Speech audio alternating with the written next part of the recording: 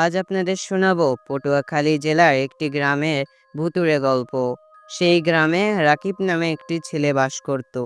প্রতি বছরে সে তার বন্ধুদের সাথে মিলে একটি মাঠে ব্যাডমিন্টন খেলতে যেত।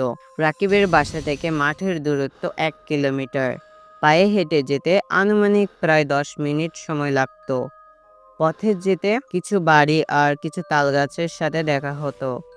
খেলা শেষ করে বাসায় ফিরতে ফিরতে প্রায় রাত 1টা-2টো বেজে যেত।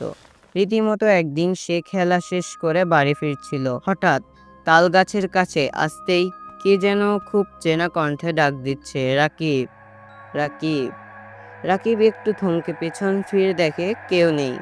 আবার 4-5 কদম হাঁটার পর কে যেন আবার ডাক দিচ্ছে। আবারও পেছন ফিরে দেখে কেউ নেই। তখন তার গা শিউরে ওঠে। একটু ভয় মনে নিয়ে সে বাসায় ফিরল। পরের দিন একইভাবে রাত 1টার পর সে খেলা শেষ করে বাড়ি ফিরছিল। আবারও কেউ একজন ডাকছে, রাকিব, রাকিব। সে পিছন ফিরে তাকাবে, এমন সময় হঠাৎ তাল গাছ থেকে কে যেন তার দিকে 2-3টে তাল ছুঁড়ে মারল।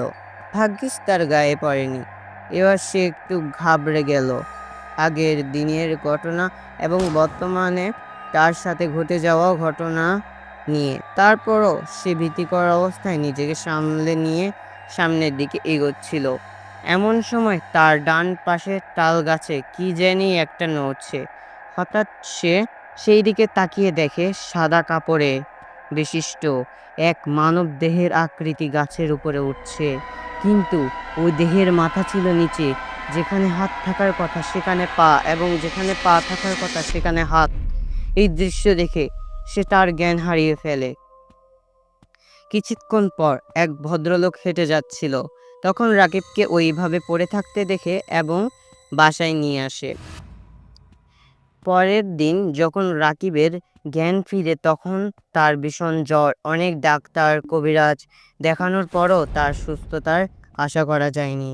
এটি একটি বাস্তব ঘটনা এবং প্রায় 4-5 জন এই ভয়ঙ্কর ঘটনার সম্মুখীন হয়। আর এখনও সেই গাছের নিচ দিয়ে কেউ একা যাতায়াত করলে গায়ের লোম শিউরে ওঠে, দেহ হালকা হয়ে যায়।